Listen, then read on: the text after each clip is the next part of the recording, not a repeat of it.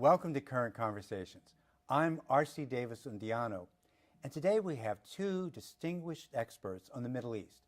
Dr. Joshua Landis is the director of the University of Oklahoma's Center for Middle East Studies and is an expert on Syrian politics and culture. Dr. Samer Shehata is an expert on Middle Eastern politics and culture, especially Egypt, and is Middle East Studies coordinator at the University of Oklahoma. Both of my guests are frequent commentators on National Public Radio, CNN, and many other national and international radio and TV news programs. Welcome to the show, Dr. Landis, Dr. Shehata. Let's start with Syria. Joshua, can you fill us in, just give us an overview on the most recent that's happened regarding the chemical weapons agreement and the fighting between the government and the opposition? Well, we've just been through a roller coaster on the chemical weapons. In August, Syria, somebody used chemical weapons. It looks like the Syrian regime has killed about 1,500 people in the suburbs of Damascus.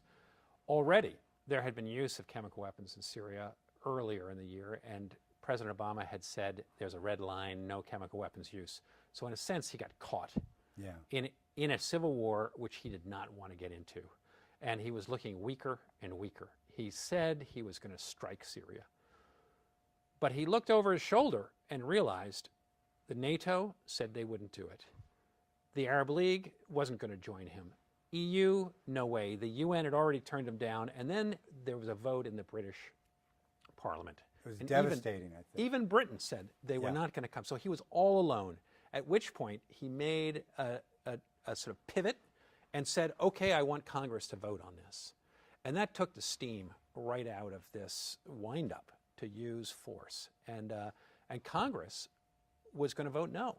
So he got a last-minute reprieve from the Russians.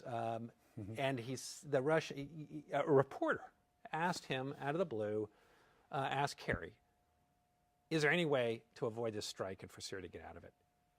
Kerry responded, yes, if Assad gives away all of his chemical weapons. Immediately, within an hour, the Russians had heard this and they'd responded, we can do that.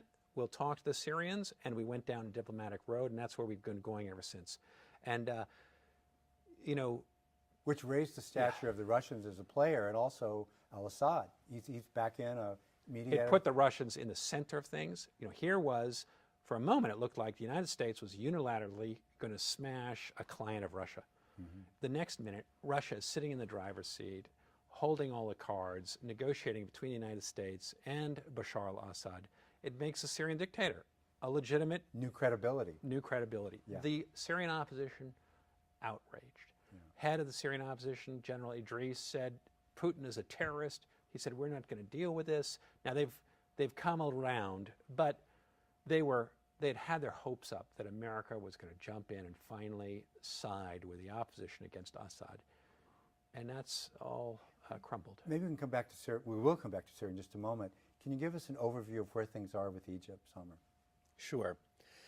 Well, also this summer has been terribly eventful in Egypt, and not necessarily for the good.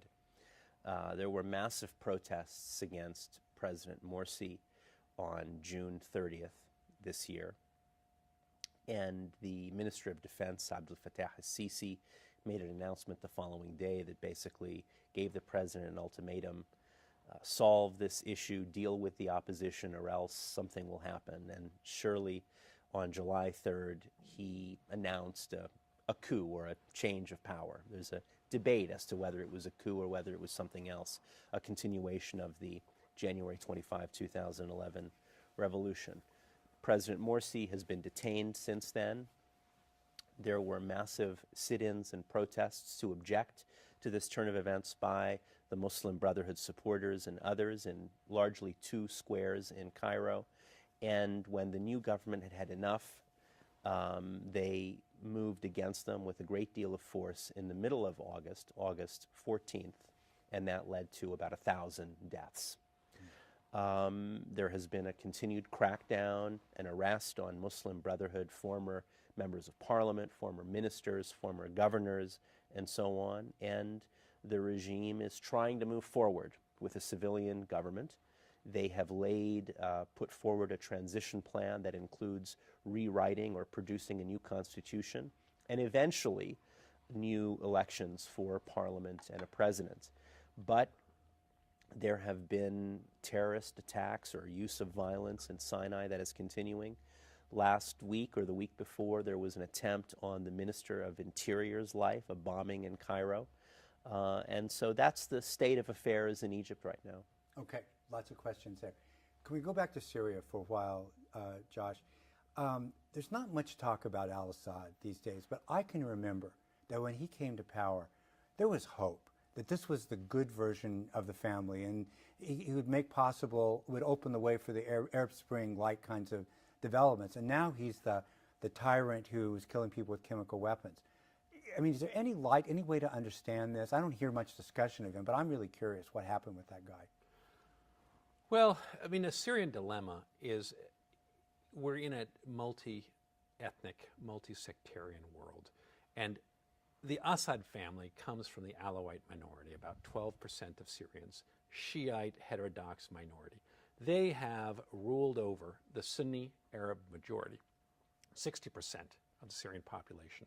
They've had their foot on their necks. And Bashar al-Assad came to power in 2000 when his father died, and he said, I'm going to modernize Syria. I'm not going to democratize, but I'm going to modernize. And he began opening Syria up. He let in satellite TV, opened the internet. Syrians began to breathe. He let in capital. I remember those were very encouraging developments. The Damascus Spring. Yeah, exactly. It was there was a lot of hope, and he basically promised Syrians, I'm going to put a chicken in every pot. But what he did in liberalizing the economy and opening Syria up is he made Syrians connect with the rest of the world and aware of what they were missing. And it wasn't going to be long before they began to demand political liberties. And that's what they did at the beginning of the Arab Spring, is demand political liberties, which ultimately were going to lead to overthrow of the regime. And rather than allow that happen, he put the boot back on their necks and began shooting them. You know, I can't remember. What was the actual spark that brought open combat between the government and the opposition? What was the issue? Well, it was the Arab Spring in general, which had been unfolding, and it gave hope to the Syrian opposition, which had been outnumbered and been put into jail. And demonstrations began to take off, and it was in Deraa, the southern area of that. A bunch of children were thrown into jail, and they were tortured very badly. I remember. And that barbarism really sparked widespread public, and then the Syrian regime began to shoot at people, and things went from bad to worse. So here we are. Now, if al-Assad were to fall tomorrow, would the various factions in Syria just continue to erupt in just kind of a chaotic situation? Is there anybody? Things have become deteriorated so badly, with over 100,000 people killed so far, that the hatred and the animosity between different sectarian groups has really mushroomed.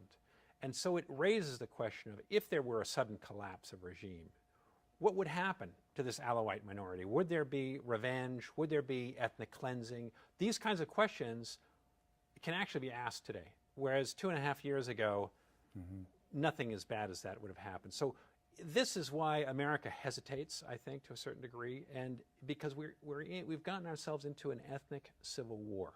Right. Also, there are important elements of the rebels who are attached to al-Qaeda, and that's where the United States has become so fearful, because of chemical weapons in Syria. Should the regime collapse, rebels take those chemical weapons, they could easily blend into the Middle East. So there's not a faction that is a good candidate to take over if in fact there could be regime change? Well, that's a dilemma. I mean, there are people in Washington who say, yes, there are. There are moderates. We need to give them a lot more money and a lot more arms before they can be big enough to overwhelm the Islamists. But we should be in there, and we should be fighting this war. Okay. Obama has basically said, I don't want to do that, because if it doesn't work out, if this happens to be a Shalabi argument where we go down the road of supporting a Karzai or a Shalabi, we'll be in the middle of a civil war, spending hundreds of millions of dollars, and we don't want to be there. And yet the Saudis have kind of fill the vacuum a little bit that we've left, right? Haven't they been supplying significant weapons? They and- have been. Yeah. And they're not supplying the ground-to-air missiles that would shoot down Assad's air force because America's asking them not to. They could supply them. But they aren't. The big complaint is that they're helping more Islamist factions and that only America will help more secular factions. But that's, it's not clear what percentage of Syrians, of the Syrian opposition, are secular and want to be secular, or whether they're only... It's a morass. And we've seen this, like Afghanistan, like Iraq. America's been down that road twice before. And I think that the weight of the Iraq misadventure weighs heavily on Obama. You mentioned the al-Qaeda foothold in Syria, and I remember, I think it was last week, the al-Nusra Front actually took over a city, and there was some talk about persecution of Christians. How big is that likelihood that if there's chaos, al-Qaeda will be the faction that floats to the top? There are over 1,000 militias in Syria. But the al-Qaeda factions, there's two major militias, own a number of big areas. Raqqa in the north, the Deir ez-Zor region, and some oil and so forth. So they're well ensconced. Many Syrians argue Syria is not an extremist country. These are extreme times. Extremist groups have grown up. But were the situation resolved and political peace brought back to Syria, you would see those fringe elements disappear quickly. But the question is, there's a lot of ifs in that. And if Syria were to settle into a Somalia-type situation, al-Qaeda could become ensconced, as it did in Afghanistan. And that's the danger. And in a sense, it's paralyzed the United States. So where we are today is the U.S. is giving the rebels enough arms so they cannot lose, but not enough so they can defeat Assad. And that leads to stalemate and could lead to the division Okay, so of the Syria. Saudis are giving arms to the opposition. In the meantime, Hezbollah and Iran are supporting al-Assad. I don't quite understand that. It seems to me that if Hezbollah wanted to support a government that was legitimate and had the support of the people and the kind of thing that I think they talk about, it doesn't make sense that they would necessarily back him. What's the deal there? Well, he's made himself indispensable. It's either Assad or nothing. And that's, in a sense, Syria is a political desert. Assad, as a dictator, has rounded up. Nobody has any political purchase except for him on the government-controlled areas. And he's a Shiite. He protects the Shiites. So Hezbollah, with Iran, with the Assad regime, it's either them or nothing. And that's the dilemma that they have left. And that's always the dictatorship problem, because they have not allowed an opposition to grow up. It seems like there would be a lot of internal conflict among the Iranians about supporting him. I mean, it's not a clerically oriented regime or government, and it just doesn't seem to be in the Iranian style. But I guess you're saying... if he goes down, there is no leadership to replace him. And then bad things would happen to Shiites. You know, I was in Lebanon this summer, for example, and I asked Lebanese Shiites, do you support Hezbollah taking Lebanese into the Syrian affair? And they would say, no, it's very bad, blah, blah, blah. But then at the end of the day, they would all come around and say, but if the Shiites lose in Syria, Sunni extremists are going to hold the knife to our throats. So they feel threatened by the growth of extremism. And therefore, they're defending their co-religionists for better or for worse. And it's become a very tribal thing like this. And that's, unfortunately, what's generating this long, How much bloody difference do you conflict. think the Hezbollah and the support of Iran has made in the actual fight? Big difference. Big You know, difference. the Syrian regime was collapsing, not collapsing, but it was losing more and more territory. This last summer, both Hezbollah, Iran doubled down, and we saw the regime come back, and the rebels began to lose. And since then, we've gone back to sort of this stalemate. But all of them, there are tons of proxy, there are tons of international fighters in here. Iran, Russia, Hezbollah supporting Assad, America, Saudis, Turkey supporting the rebels. And that's what makes this a tinderbox that Obama, I don't think, is ready to take on the Russians or the Iranians in the Syrian theater. He's trying to tangle with the Iranians on the nuclear issue, and he's got Russia problems in Eastern Europe and elsewhere, and he doesn't really want to fight a proxy war with either of those powers in Syria. Syria just has not been central enough to American interests to make it worth. Doesn't have a lot of oil, for one thing, does it?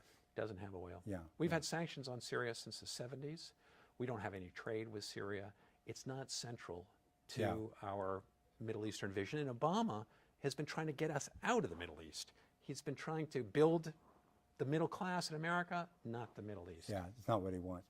Could we switch over to Egypt for a while?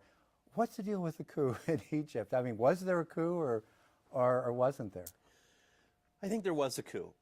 But many Egyptians, of course, would beg to differ and say this wasn't a coup because this was a popularly supported military intervention against a non-democratic regime that was not providing freedoms for women or freedoms for minorities, particularly the Coptic Christian minority, and that there was a centralization of power in the hands of Mr. Morsi in a non-democratic fashion. So that's the issue. There are kind of two narratives. Those who supported the coup claim that the Morsi presidency was non-democratic, that he had betrayed the original hopes and aspirations of the uprising against Mr. Mubarak, that press freedoms were decreasing, that there was no equality of citizenship, and that there was a kind of growing Islamization of society, and that this was a corrective measure.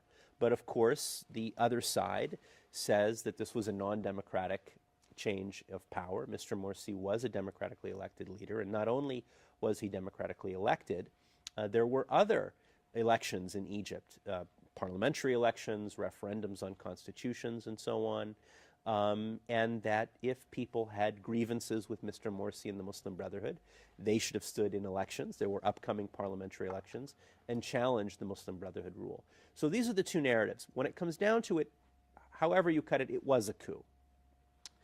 It's true that there were millions of people on the street on June 30th supporting a takeover of power, as it were. Not the majority of Egyptians, but millions of people, larger than any of the demonstrations against Mr. Mubarak in 2011. But it was a non-democratic transfer of power. It was a coup, and right now the people who are calling the shots in Egypt wear military uniforms. What happened, two questions here. What happened so that there was so much public support for the coup? I mean, I would not have predicted that. I would think that all the excitement about the democratic election, that there would be much more popular resentment of what happened.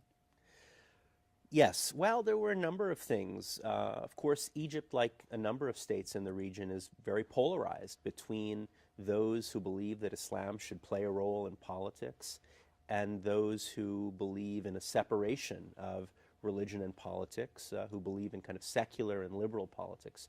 So that is a basic kind of fault line, whether in Turkey or Tunisia or Egypt and so on.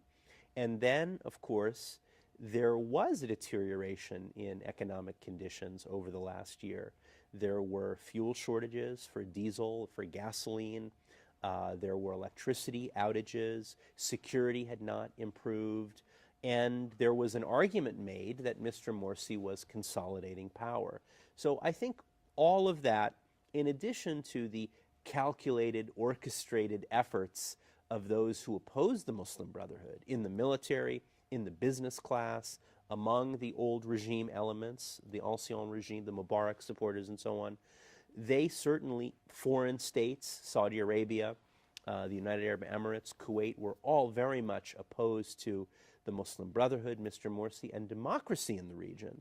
And so I think all of these things together provide some kind of explanation as to why the coup was supported to the extent that it was. Not everyone, but certainly a significant percentage of the population supported the military intervention. So much at the time, stability seems to trump democracy and everything else in the region. Well, I think, you know, to step back a moment,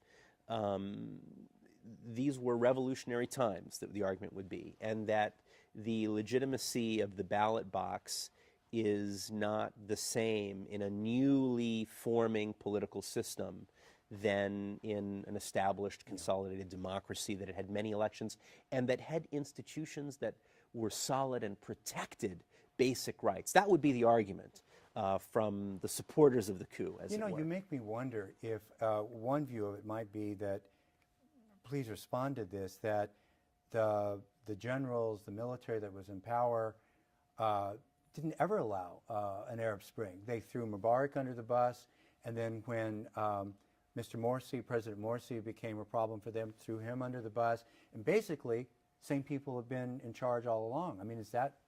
That's a very good assessment, and in fact, I think it would be naive to think that in 2011, when Mr. Mubarak was ousted, that was a revolution. That wasn't a revolution. It was an uprising, and as you pointed out, the generals realized that their interests were threatened by this sustained mass mobilization, and they threw Mr. Mubarak under the bus. Played really well in the media. Played very well in the media, and it played very well in Egypt for quite some time. But they were still in power. In fact, the Minister of Defense had been appointed Minister of Defense in 1991, and he became the new head, and his assistants and so on. The members of the Supreme Court, who were all Mubarak appointees for the most part, remained high-level officials. So the regime was still intact. Mubarak was ousted, but the regime was still very much intact, and they essentially ejected Mr. Morsi when he became too uppity or when they had had enough of him. Egypt is such an important player in the region. It's so important for the United States and its recognition of Israel and so on and so forth. What are the prospects for democracy in Egypt, and what part is the Muslim Brotherhood going to play in that? Well, not very good, I think, unfortunately. And the reason is because you cannot really have stable democratic politics if a significant segment of the population, a significant political actor, is systematically excluded. And that's what we're seeing now. Whether you agree or disagree with the political ideas of the Muslim Brotherhood or other Islamist groups, if they agree to participate in peaceful politics and elections and so on, they need to be allowed to do so. And so for that reason, I think, in addition to something you intimated earlier, which is the non-democratic allegiances of the military. And so in addition to excluding a significant political actor, the Muslim Brotherhood, we will have certainly in the coming period an unwillingness to subject the military generals to civilian authority.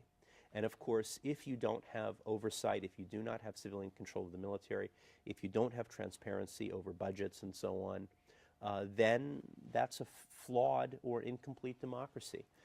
In addition to some of the other things we're seeing, crackdowns on the press and journalists and so on. To what extent do you think the crisis in Syria and Egypt has destabilized the region already? I think the region is very destabilized. We saw really beginning with you could begin it with the Iranian Revolution and the rise of sort of mass politics in the Middle East, or with Iraq collapsing. And I think if we look at the economic factors that have pushed this Arab Spring, we see deteriorating, population growth that is causing big income gap. We see a youth bulge, very young. The Middle East, Syria, median age 21 years old. Tunisia is 30, and that's the most likely to get towards democracy. But Egypt's 24, Iraq 21. Places like Gaza are 19. Yemen, 19, the median age. This is so young, and we know from sociological studies that the younger the population, the more prone to revolution. And there's been not enough water, not enough economic growth, joblessness, rise of Islamic fundamentalism. It is a dangerous brew, and what we're seeing is the meltdown of these governments. Iraq was, of course, destroyed by the American army, but Syria now has collapsed, and Yemen is in terrible shape. But right across the Middle East, we are seeing the collapse of this old authoritarian structures that were established in the 1950s and that no longer can provide the economic benefits that have placated their populations. And I'm sure there's a lot of other reasons, social media, we've got many other things that come into this. But there isn't an answer. In nowhere in the Middle East have we seen a good model for how government is going to move forward in the region. And people are looking for it. But in the meantime, we're getting more political violence, less economic growth. And stability isn't necessarily a good thing. I mean, if stability means a father-to-son despotic dynasty, as was the case in Syria, from Hafiz al-Assad to Bashar al-Assad, or Egypt, President Mubarak had been in power since 1981, and it was well known that he was grooming his son Gamal. Or in Libya, Mr. Gaddafi had been in power since 1969 and was grooming his son, Saif al-Islam. Or Ben Ali's Tunisia, who had been in power since 1987. These were seemingly stable regimes simply because they had lasted for a significant period of time. But it was a false stability, because I think unless you have inclusive politics, unless you have accountability and good governance and so on, the things that come along with political participation and holding governments accountable, it's a false stability. And something else that you said I think is quite important, and we can see another causal factor in all of these breakdowns, is this idea of a kind of hereditary succession, which of course was established in Syria when Hafiz al-Assad died and then Bashar al-Assad became president. This was the new model in supposedly Republican regimes, and it was something that was unacceptable and had its own contradictions. In Syria, I think later, but certainly in Egypt, one of the major factors that people were so upset with the Mubarak regime, we had had enough of Mubarak for 29 years, the idea that his son was going to now become president. Also in Libya with Saif al-Islam, in Syria, in Yemen as well with Ali Abdullah Saleh. So this model of governance was another contributing factor, I think, for the Arab uprisings. That's absolutely true. But on the other hand, one of the things that's perplexed Middle Easternists is that the monarchies, the real dynasties, like Saudi Arabia, Jordan, Morocco, have survived the Arab Spring. None of the monarchies have there really been large-scale public revolt. And that the republics were trying to get to monarchy. They couldn't do it. But it underlines perhaps that there are other deeper cultural problems in the Middle East that impeded this sort of democratic breakthrough.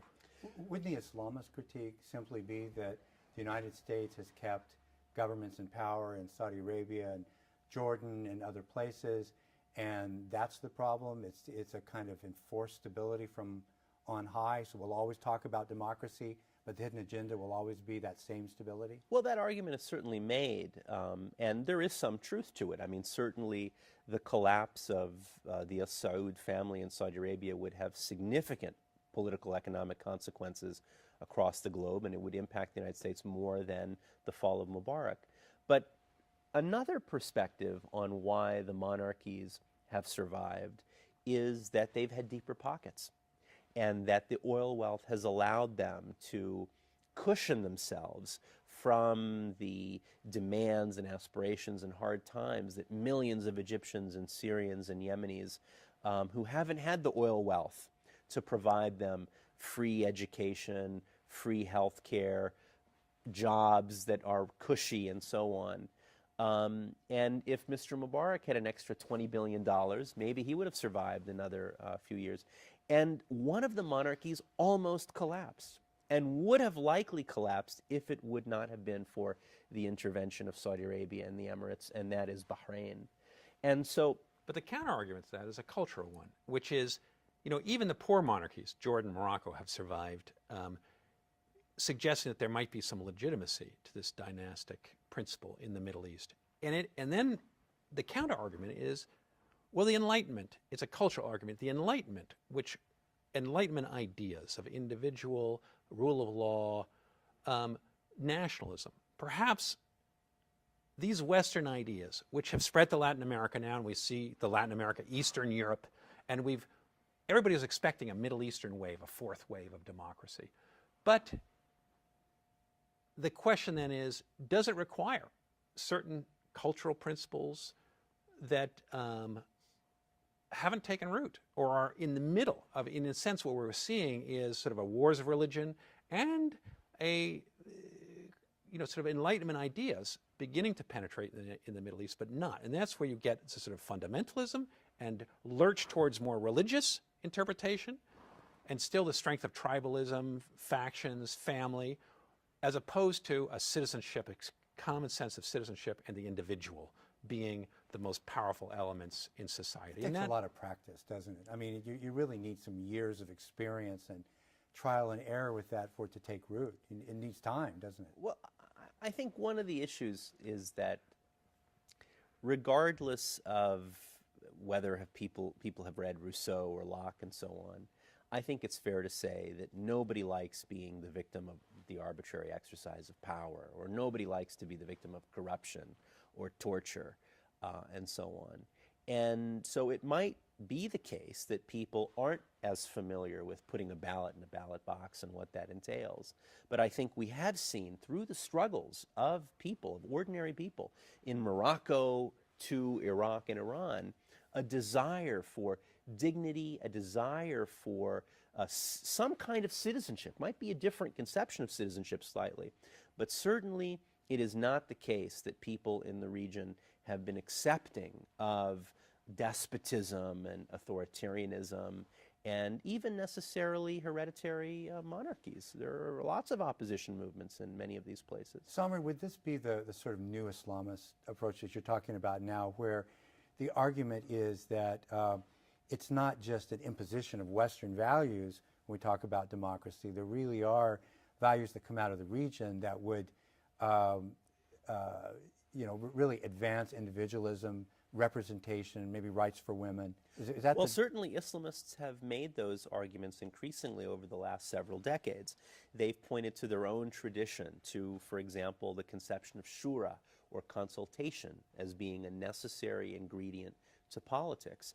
The idea of monarchy is anathema to Islam, and so on. There's no monarchy in Islam. There's no necessary passage of authority from father to son or anything like that.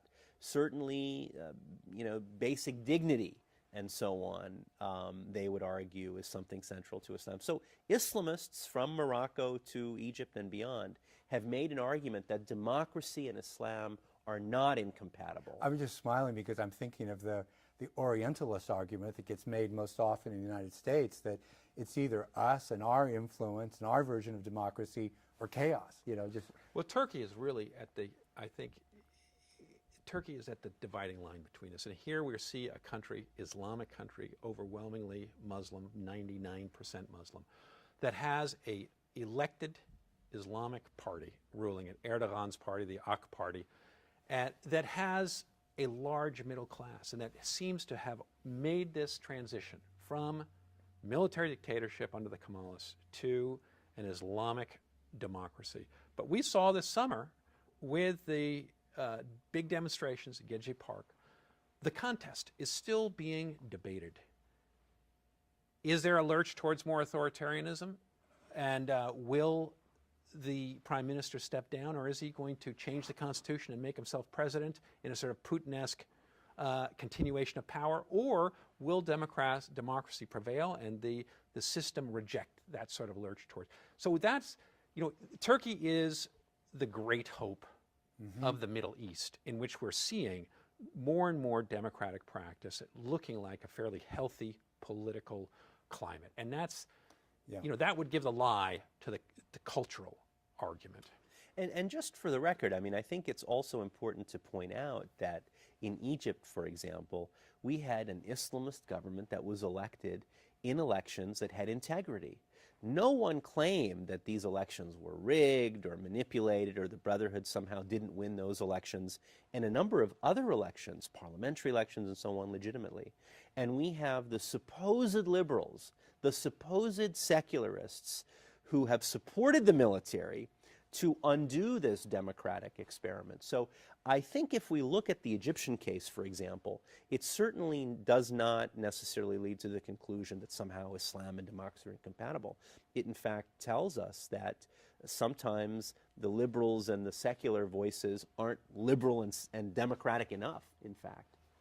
I think you're underlying your argument is time.